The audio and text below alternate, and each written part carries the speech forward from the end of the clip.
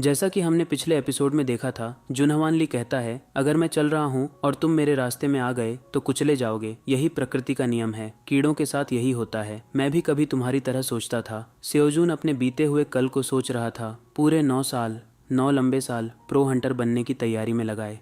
बस मैं खुद को तकलीफ देता रहा। न मुझे पैसे मिले न और कुछ। चाहे जितनी मेहनत कर लूं, मेरी सारी कोशिशें बस मुझे डूबने से बचा पाती थीं। आगे नहीं बढ़ पाता था। उससे ज़्यादा मैं खुद को कोसता रहा और उस ख्वाब को पकड़े बैठा रहा जिसे पूरा करना नामुमकिन था। हजारों बार खुद से कहा, अभी भी वक्त है, छोड़ दे, लेकिन मैं छोड़ नहीं पाया। सेओजून एक गार्ड से कहता है, सर प्लीज़ मिंगी ली का ख्याल रखिएगा। और मन ही मन सोचता रहा, क्या मैं सच में कभी बन पाऊंगा या मैं बस खुद को झूठी तसल्ली देता रहूंगा। मैं कर क्या रहा हूँ, क्योंकि सच का सामना करना बहुत डरावना है। ये सब देखकर वहाँ का गार्ड कहता है, आखिर तुम करना क्या चाहते हो सेओजून?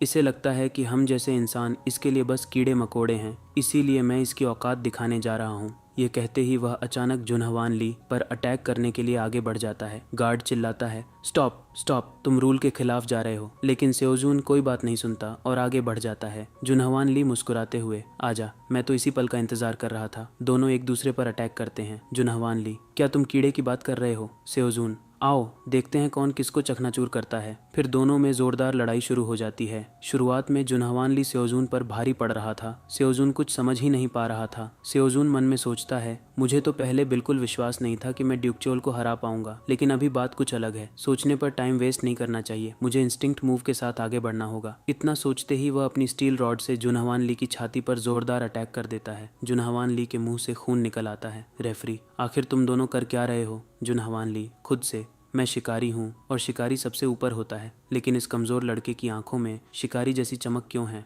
हो सकता है कोई भी ऐसा बन सकता है। वह अचानक सेओजून के सामने आता है, ज़ोरदार अटैक करता है और कहता है, मैं देख रहा हूँ तुम मेरे हमले बहुत मुश्किल से डोज कर पा रहे हो, क्योंकि मैं अमेजिंग हूँ, लेकिन ऐसा तुम कब तक कर पाओगे? मन ही मन सोचता है, जितना ज़्यादा मैं इस पर अटैक कर रहा हूँ यह उतना ही बेहतर होता जा रहा है। जैसे किसी शेर के बच्चे से कुश्ती लड़ रहा हूँ और वह मेरी आंखों के सामने शेर बनता जा रहा है। तभी सेओजून एक और ज़ोरदार हमला करता है। दोनों पीछे चले जाते हैं। उसने मुझे पीछे धकेल दिया, नामुमकिन। उसकी तलवार से एक अलग ही ऑरा निकलने लगता है। सेओजून, ये कोई साधारण तलवार नहीं, इसमें ऑरा है। बिना मैजिक के इसे कोई नहीं रोक सकता। जुनहवान ली, सेओजून अब तुम मरोगे मेरे हाथों। सेओजून मन में, मैंने अब तक जो सीखा है उसे यूज़ करके इसे डोज करना होगा। मेरा दिमाग कह रहा है डोज करो, लेकिन मैं नहीं चाहता। डोज करना मतलब सारी मेहनत पर पानी फेर देना। तभी उसे अपनी मास्टर की आवाज़ सुनाई देती है, ही दुश्मन। मेरे एक शिष्य ने पूछा था, मास्टर आप अकेले दुश्मन के इलाके में क्यों घुसे थे? लड़ाई तो पहले ही हार चुके थे, सब खत्म हो चुकी थी, कोई रास्ता नहीं बचा था। पहली बार मुझे सचमुच डर लगा था। पहली बार पता चला कि मैं हार जाऊंगा, फिर भी मैं लड़ा। क्यों? बस इसलिए, क्योंकि मुझे लड़ना था। मेरे बच्चों, भले ही सब कुछ खत्म हो जाए, अंतिम सांस तक सब कुछ देकर अटैक करो। तुम में पहाड़ हिला देने की ताकत भी हो सकती है, लेकिन इस एक चीज़ के बिना तुम हार जाओगे। तुम फिर भी लड़ते हो तभी। इसी पल सेओजून को एक नई पावर अनलॉक होती है, a spirit that spans the earth. Junhwan Lee, तुम कभी कुदरत के नियम नहीं तोड़ सकते, मर जा साले। दोनों एक दूसरे पर फाइनल अटैक के लिए दौड़ते हैं। जोरदार धमाका होता है। धूल इतनी है कि कुछ दिखाई नहीं देता। कोई चिल्लाता है, अरे ये क्या हुआ? आखिर जीता कौन? धूल हटती है। सेओजून स्टील रॉड थामे खड़ा है। जुनहवान ली जमीन पर पड़ा खून उगल रहा है। सारे दर्शक के होश उड़ जाते हैं। सेओयून शॉक्ड, ओ माई गॉड, ये लड़का 2 हफ्ते पहले मेरे मैजिक स्वॉर्ड का अटैक आसानी से डोज कर गया था, लेकिन आज इसने ऑरा स्वॉर्ड को भी हैंडल कर लिया। ये कैसे पॉसिबल है? फिर उसकी नज़र कोने में खड़े एक लड़के पर पड़ती है। लड़का, कैसे हो सकता है भाई? ये बंदा क्या चीज़ है यार? मैं भी शॉक्ड हूँ, पूरा सिस्टम हिल गया। सेओयून पीछे मुड़ती है, लड़का गायब।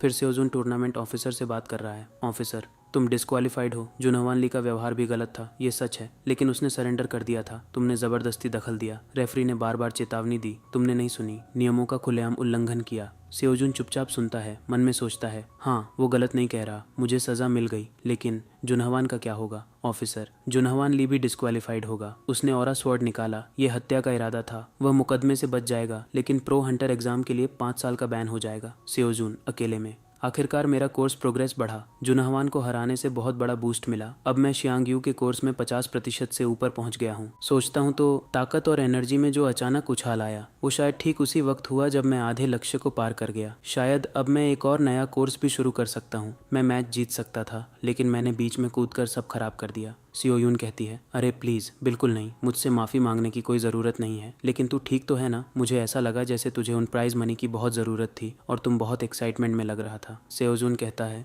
ओह माय गॉड, लगता है मैं ये भूल गया था। वैसे भी मुझे वो फ्री कोर्स पास अभी रिव्यू करना है। वैसे बताना सियोजून, उन पैसों से तू क्या करने वाला था? अरे एक हथियार पर नज़र थी मेरी जिसे मैं 100 मिलियन खरीद सकता था, लेकिन चलो कोई बात नहीं, मैं थोड़ी डिसअपॉइंटेड हूँ। तभी मिंगी आ जाता है, हे सियोजून। हाँ मिंगी, तू जा रहा है? हाँ बस निकलने ही वाला हूँ। सियोजून, मैं उम्मीद करता हूँ कि एक दिन मैं भी तेरी तरह बन जाऊँ। हाँ वो थोड़ा मुश्किल हो सकता है, लेकिन मैं पूरी कोशिश करूँगा। सियोजून मन में सीधे सीधे कहूँ, आज के ज़माने में प्रो हंटर बनने की वो काबिलियत ही नहीं है।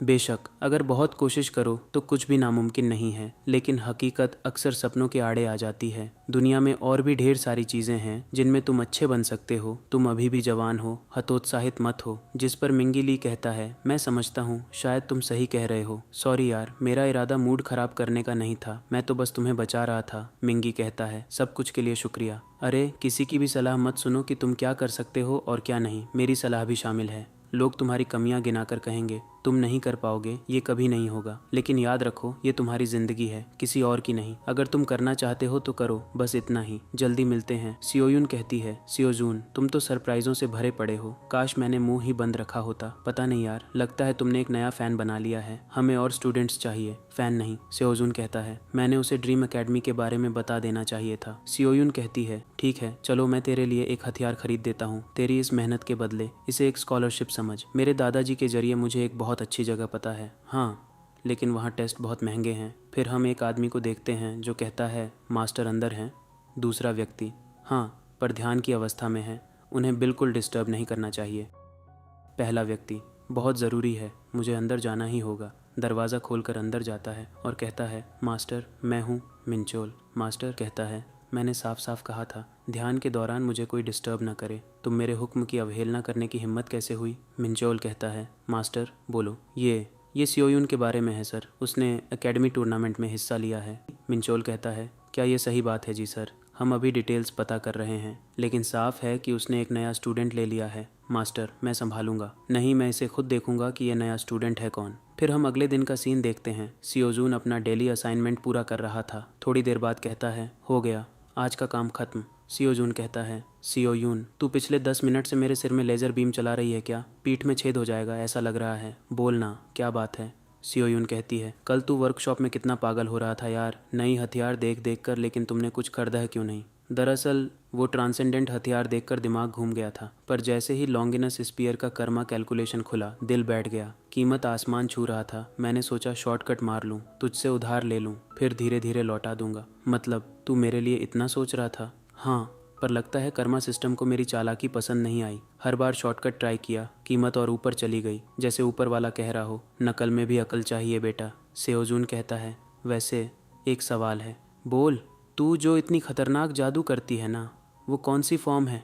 मुझे तो कभी कुछ पढ़ाया ही नहीं तूने। सियोयून कहती है, तुम्हें डंजन रेड करते देखकर साफ हो गया कि तुम्हें बखूबी आता है कैसे करना है, और वो टूर्नामेंट तो नौसिखियों का खेल बिल्कुल नहीं था। सियोजून, लेकिन तुमने तो मेरे सामने कभी इसका इस्तेमाल किया ही नहीं। सियोयून बताती है, मैजिक फॉर्म्स वो संग्रहित तकनीकें हैं जिनसे जादू किया जाता है। हर किसी की अपनी अपनी विधि होती है, कुछ बहुत साधारण, कुछ बहुत उन्नत। हर हंटर अकादमी अपनी खुद की पेटेंटेड मैजिक फॉर्म सिखाती है। सियोजून बोला, यही एक वजह है कि मैं मशहूर अकेडमी में जाने के लिए पैसे जोड़ रहा था। वैसे क्या तुम यहाँ स्वॉर्ड स्टार मैजिक फॉर्म सिखा सकती हो?